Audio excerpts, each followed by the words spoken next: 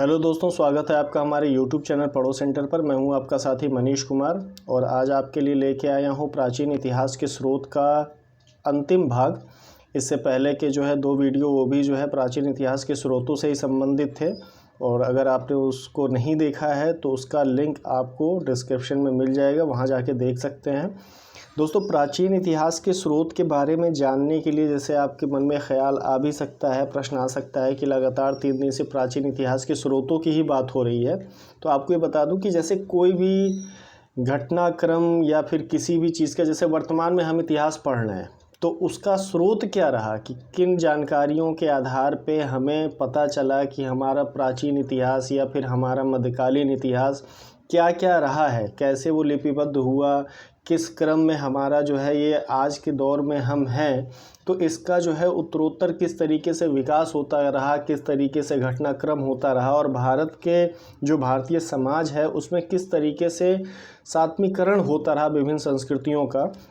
तो उन सब को अगर आपको जानना है तो उन स्रोतों के बारे में, क्योंकि बिना स्रोत यानी सोर्स के बिना जो है कोई भी चाहे वो इतिहास हो या कोई भी और विषय हो लिखा नहीं जा सकता है। और ज़्यादातर प्रश्न देखने को मिलते हैं जैसे प्रारंभिक परीक्षाओं में तो प्राचीन इतिहास के स्रोतों से ही आपको मिल जाएंगे कि जैसे किसी के ग्रंथों के बारे में जो पिछला वीडियो था या अभिलेखों के बारे में, और जो विभिन्न धर्म आए या बाहर से जो यात्री आए तो उनका जो विवरण रहा, उन सभी विवरणों को एकत्रित करके भारत उस समय कैसा था आज से पहले प्राचीन इतिहास के दौर में, ईसा पूर्व समय में और प्रथम ईस्वी के समय में, तो इसलिए प्राचीन इतिहास के स्रोतों को जानना बहुत महत्वपूर्ण है। जब आप इसको समझ लेंगे तो अभी ये न किसी चैप्टर की बात हो रही है, सिर्फ स्रोतों की बात हो रही है। आगे अब जब आपके सामने क्लासेस आएंगी जिसमें बौद्ध धर्म के बारे में भी पढ़ेंगे, जैन के भी बारे में पढ़ेंगे, अरब आक्रमण के बारे में पढ़ेंगे कि जब अरबों ने हम पे आक्रमण किया तो उस समय जो आज आप अभी पढ़ रहे हैं तो वो उस समय बड़ी आपके लिए बहुत सहायक होगा। ठीक है, तो इसलिए प्राचीन इतिहास के स्रोतों का ये एक आखिरी वीडियो है, उसके बाद से फिर आगे की क्लासेस आपकी चलती रहेंगी। तो आज देख लेते हैं बौद्ध, जैन एवं अन्य साहित्य स्रोत जो हैं, तो उसमें जातक इसमें क्वेश्चन आंसर फॉर्मेट में मैंने रखा है ताकि आपको आसानी हो। और आप देखेंगे कि अब अगर आपने सॉल्व किया होगा या अभी हाल फिलहाल किसी परीक्षा में गए होंगे, बैठे होंगे, तो उसमें आपको ये प्रश्न ज़रूर मिले होंगे। इनमें से कोई ना कोई प्रश्न ज़रूर आपको मिले होंगे। हो सकता है एक प्रश्न मिला हो सकता है 3-4 प्रश्न मिले हों, तो इसलिए मैंने इसको क्वेश्चन आंसर फॉर्मेट में ही रख रखा है। तो देखते हैं पहला कि जातक कथा की विषय वस्तु क्या है। तो जातक कथा जो है बौद्ध धर्म से संबंधित है और इसकी विषय वस्तु क्या है, तो इसमें गौतम बुद्ध के पूर्व जन्म की कहानियाँ हैं। दूसरा है कि कथा वस्तु किस धर्म का प्रमुख ग्रंथ है। तो कथा वस्तु एक ग्रंथ है, वो है बौद्ध धर्म के हीनयान शाखा का। बौद्ध धर्म जो है वो हीनयान महायान 2 शाखाओं में बढ़ जाता है, तो वो बौद्ध धर्म के चैप्टर में देखेंगे। तो ये बौद्ध धर्म के हीनयान शाखा का है और इसमें बुद्ध के जीवन चरित्र की कथा है कथा वस्तु में।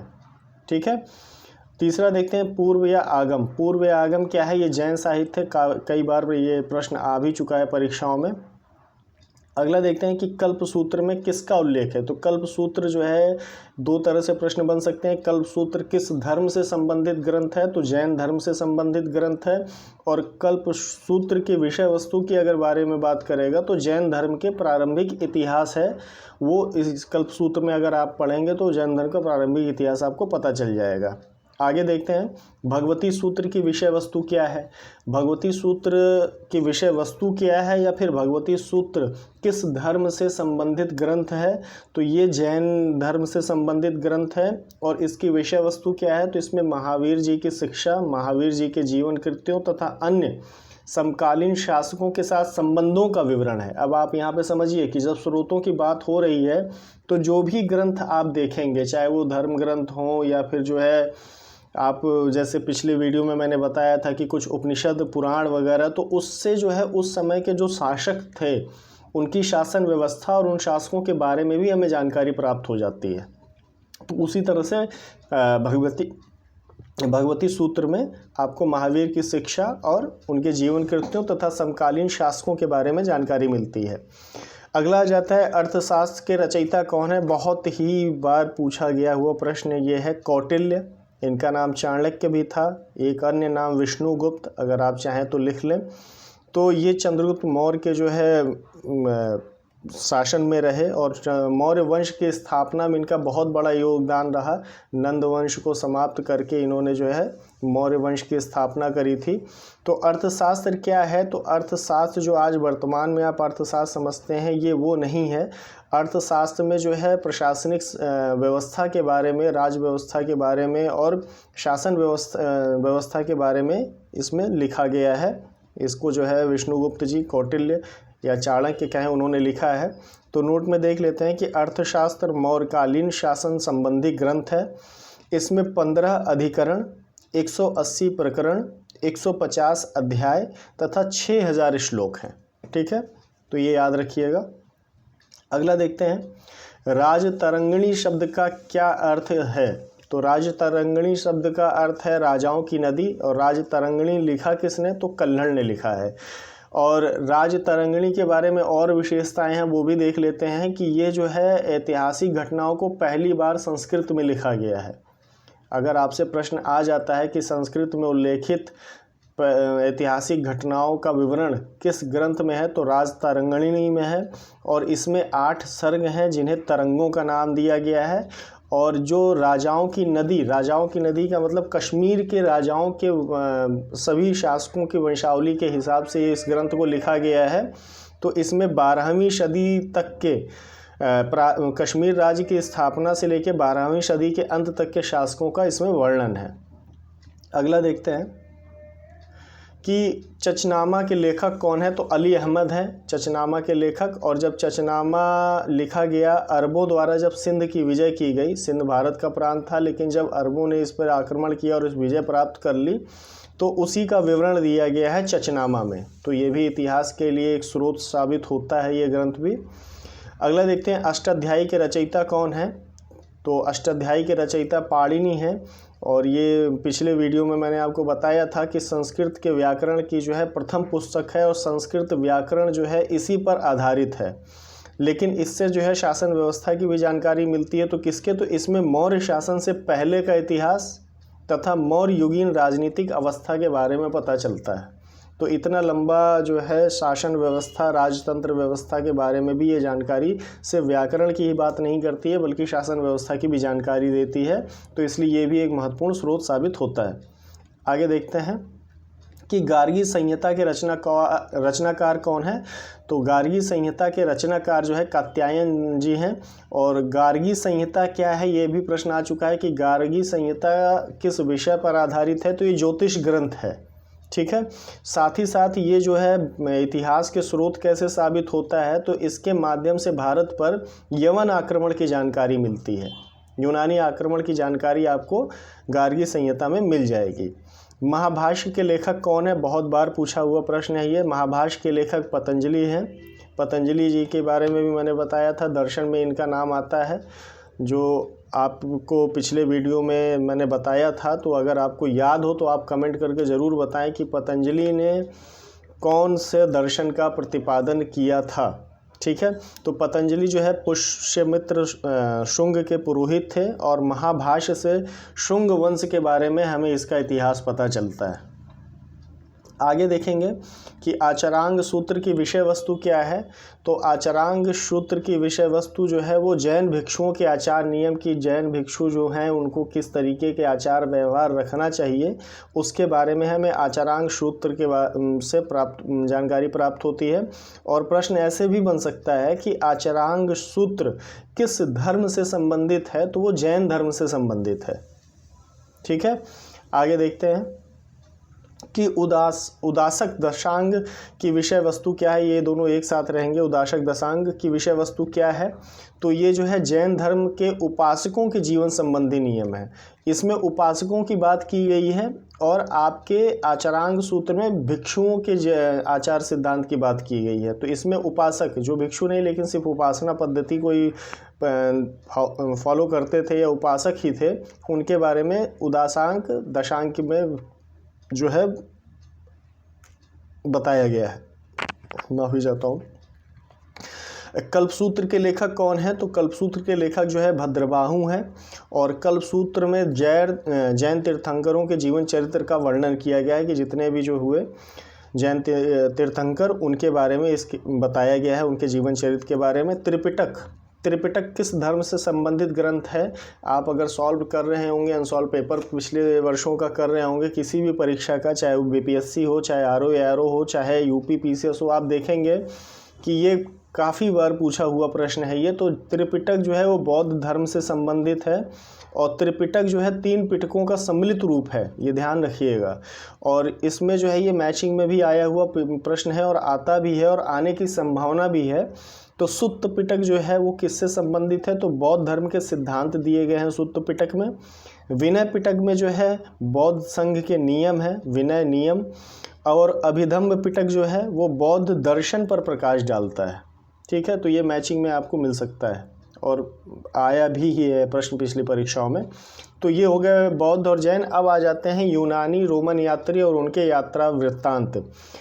तो यूनानी और रोमन यात्री भी आए, उन्होंने भारत को देखा, भारत के बारे में भी विवरण दिया और वो विवरण के आधार पर भी इतिहास लेखन का कार्य हुआ बाद के दिनों में। तो वो भी एक महत्वपूर्ण स्रोत साबित होते हैं। तो पहला है इसमें सिकंदर के साथ भारत आने वाले लेखक कौन कौन से थे? लेखक और विद्वान कह सकते हैं। तो वो 3 थे, नियार्कस, अनेसिक्रिटस और अरिस्टोबुलस। ये तीनों जो है निरियाकस, अनेसिक्रिटस और अरिस्टोबुलस, ये तीनों जो है सिकंदर के साथ आए थे। और फिर देखते हैं अगला दूसरा है इसमें टेसियस कौन था? तो टेसियस जो है ईरान का राज्य वैद्य था, ये भी भारत आया हुआ था। आगे देखेंगे कि इतिहास का पिता किसे कहा जाता है? तो हेरोडोटस को कहा जाता है।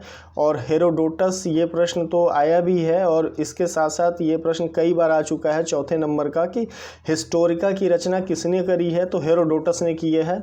यूपी पीसीएस के प्रारंभिक परीक्षा में मैचिंग में भी आ चुका है ये। तो हिस्टोरिका की रचना की है हेरोडोटस ने। और हिस्टोरिका की विषय वस्तु क्या है? तो उसमें भारत और फारस के संबंधों, पर्सिया के संबंधों का विवरण दिया गया है। ठीक है, आगे देख लेते हैं। बहुत ही महत्वपूर्ण, मेगस्थनीज किस भारतीय शासक के दरबार में आया था? तो ये चंद्रगुप्त मौर्य के दरबार में आया था, सेल्यूकस द्वारा भेजा गया था। और मेगस्थनीज ने एक बहुत ही महत्वपूर्ण ग्रंथ लिखा था जिसका नाम था इंडिका।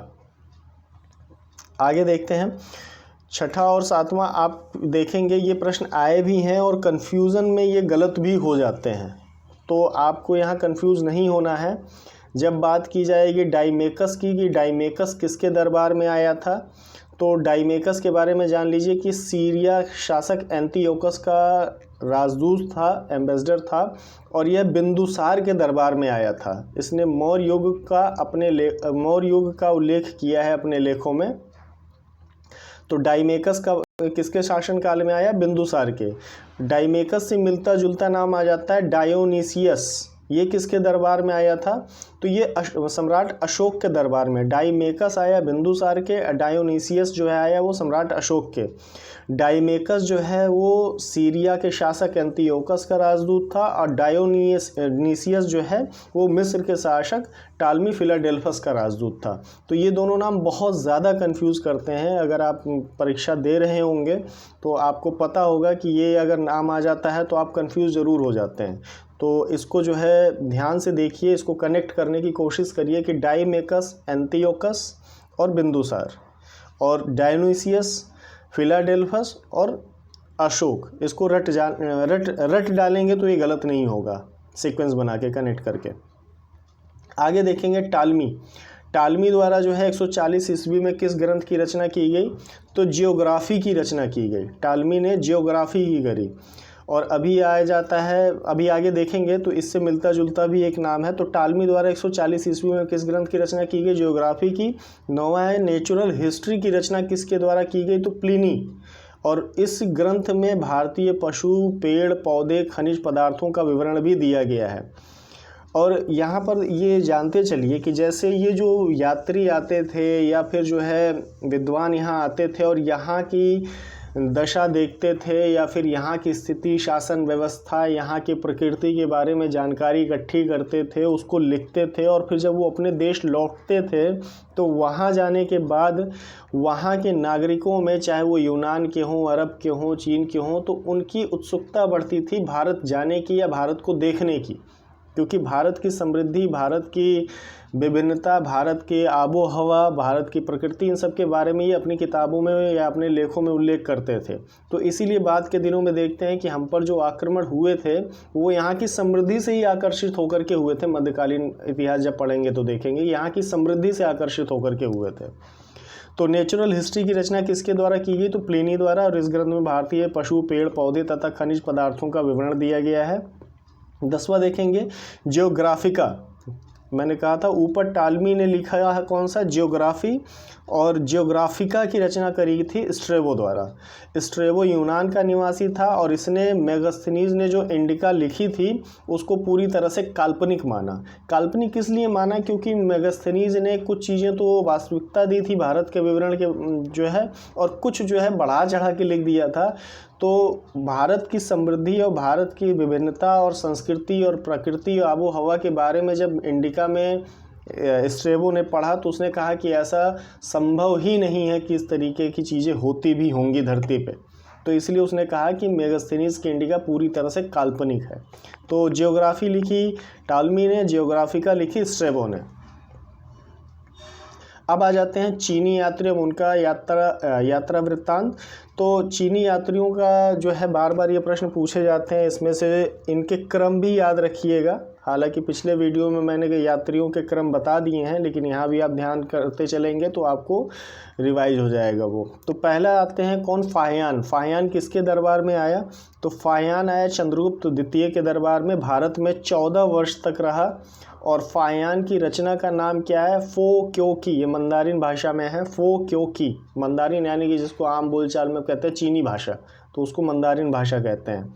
तो फाहियान चंद्रगुप्त द्वितीय के दरबार में आया, 14 वर्ष तक भारत में रहा। और किस वर्ष आया ये अगर आपको जानना है तो लिंक डिस्क्रिप्शन में दिया हुआ है, आप वहां जाइए, वहां पर उस वीडियो को देखिए, आपको वर्ष भी पता चल जाएगा कि किस वर्ष आया है। मैंने यहाँ पर इस वीडियो में सिर्फ उनसे संबंधित फैक्ट के बारे में बात करी है। तो फाहियान किसके दरबार में भारत आया है? तो चंद्रगुप्त द्वितीय के 14 वर्ष भारत में रहा और इसकी रचना क्या थी? फो क्यों की है। अगला आ जाता है संयुंगन या सुंगयुन। ये 2 तरीके से इसके नाम को उच्चारण किया जाता है। ये भी चाइना से आए हुए थे विद्वान। किस वर्ष भारत आया? तो 518 ईस्वी में भारत आया, 3 वर्ष तक भारत में रहा और बौद्ध धर्म की प्रतियां एकत्रित करी। बौद्ध धर्म का जब विकास हुआ तो बौद्ध धर्म के प्रचार प्रसार के लिए तत्कालिक शासकों ने, जैसे आप तो ये कॉमन ही है, आप जानते ही होंगे कि सम्राट अशोक ने अपने पुत्र पुत्री को श्रीलंका भेजा था। तो इसी तरीके से बहुत से विद्वान रहे जो बौद्ध धर्म से दीक्षित होने के बाद बौद्ध धर्म के प्रचार प्रसार के लिए पूरे विश्व में गए। तो काफ़ी हद तक उनको सफलता मिली, जैसे चीन हुआ या फिर हमारे जो है ईस्टर्न देश हुए, तो वहाँ पर जो है बौद्ध धर्म आपको देखने को मिलेगा। तो जब उस धर्म से वहाँ के लोग परिचित हुए, उस धर्म को अपनाया, तो वो उस जगह आने के लिए उत्सुक हो गए जहाँ से उनके धर्म की उत्पत्ति हुई, ओरिजिन हुई थी। तो यहाँ आकर के वो और कुछ जानना चाहते थे और अपने धर्म को समझना चाहते थे। तो उसी के लिए चीन से भारत में यात्रियों का आने का क्रम जारी रहा। ठीक है, अब अगला आ जाता है इत्सिंग। इत्सिंग संबंधी महत्वपूर्ण तथ्य देख लेते हैं। तो 7वीं शताब्दी के अंत में भारत आया, नालंदा विक्रमशिला विश्वविद्यालय में रहकर बौद्ध धर्म का अध्ययन किया। बौद्ध शिक्षा के साथ साथ भारतीय वेशभूषा तथा खान पान का भी चर्चा करी, यानी विवरण दिया अपने लेखों में। ठीक है, अब आ जाते हैं यात्रियों के राजकुमार के बारे में बात करते हैं। इनको एक उपमा दी जाती है ह्वेनसांग को यात्रियों के राजकुमार की भी, और इनसे जो है संबंधित प्रश्न लगभग हर परीक्षा में रखे ही रहते हैं, पूछे ही जाते हैं। तो यहाँ पे जितना संभव हो सका मैंने दे दिया। फिर जब आगे के चैप्टर में हर्षवर्धन को पढ़ेंगे तो उस समय भी इनका उल्लेख आएगा, तो और भी ज़्यादा जानकारी इनके बारे में इकट्ठी कर ली जाएगी। तो प्रारंभिक परीक्षा के दृष्टिकोण से यहाँ पर मैंने आपके लिए ये फैक्ट रख दिए हैं। तो ह्वेनसांग से संबंधित महत्वपूर्ण तथ्य कौन कौन से हैं? तो चीन से यात्रा प्रारंभ करके 1 वर्ष बाद लगभग 629 ईस्वी में भारत आया। ठीक है। सर्वप्रथम भारतीय राज्य कपिशा पहुंचा। भारत में 15 वर्ष रहकर 645 ईस्वी में यह वापस लौट गया। एक परीक्षा में तो इसके ह्वेनसांग के आने का रास्ता और जाने के रास्ते के बारे में भी पूछा गया है, तो उसका विवरण आपको आगे जब हर्षवर्धन पढ़ेंगे तो उसमें फिर से ह्वेनसांग आएंगे तो उसके बारे में बात कर ली जाएगी। तो हर्षवर्धन के शासनकाल में ये भारत आए थे। ह्वेनसांग की रचना, ये पूछा हुआ प्रश्न है, ये पिछली परीक्षाओं में कई बार पूछा जा चुका है। तो ह्वेनसांग की रचना कौन सी है? तो सी यू की, और ऊपर हमने देखा था फायान की जो है, तो उसके और इस दोनों के मिलते जुलते नाम है, तो याद रखिएगा ये भी मंदारिन भाषा में लिखा हुआ है सी यू की, तो ह्वेनसांग की रचना है। और सी यू की में 138 देशों का विवरण दिया गया है। और ह्वेनसांग ने जो है बिहार के नालंदा विश्वविद्यालय में अध्ययन किया, और उस समय नालंदा विश्वविद्यालय के कुलपति कौन थे? तो आचार्य शीलभद्र जी थे। ये हो गए चीन के। अब आ जाते हैं अरब यात्रियों और उनका विवरण।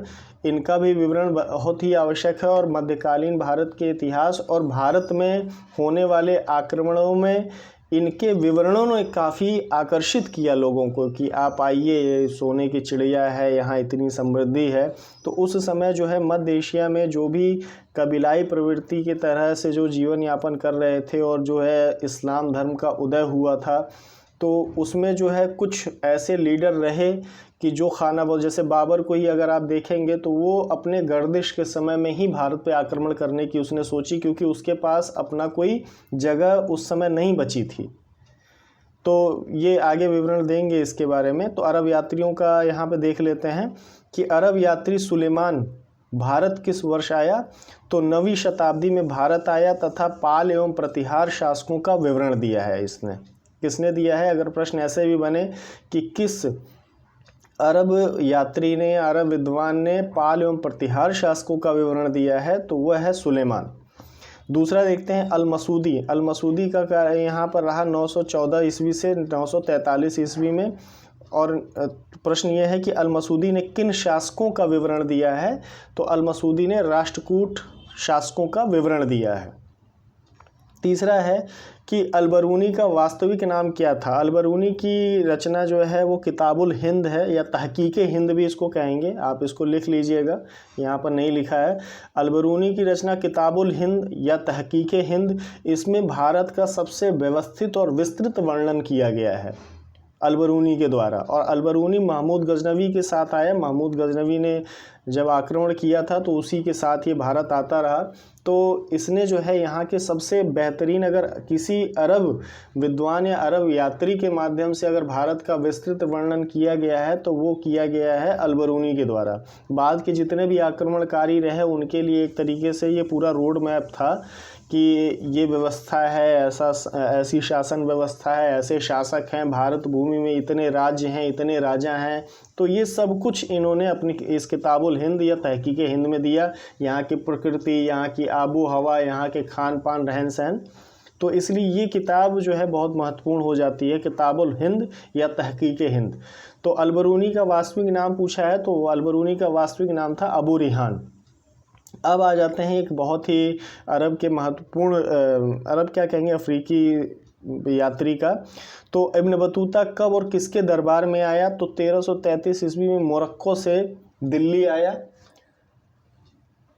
जो है, और इस मोहम्मद बिन तुगलक के दरबार में आया। और मोहम्मद बिन तुगलक ने इसकी विद्वता से प्रभावित होकर के इसको दिल्ली का काजी नियुक्त किया था। और इब्न बतूता की रचना का नाम रहला था। बाद में इब्न मोहम्मद बिन तुगलक ने इसको चीन की यात्रा पे इब्न बतूता को भेजा, तो ये वहीं से भाग के फिर से अपने देश चला गया। आगे देखते हैं अन्य जो दो यात्री हैं, उनमें 2 लोगों का नाम बहुत ही महत्वपूर्ण है और ये प्रश्न बन जाते हैं और आए भी हुए हैं कि एक यात्री थे तारानाथ। वो कहाँ के यात्री थे? तो तिब्बत के यात्री थे। वो भी अपने धर्म से संबंधित खोजों के लिए यहाँ पे आए थे, यानी बौद्ध धर्म से संबंधित खोजों के लिए।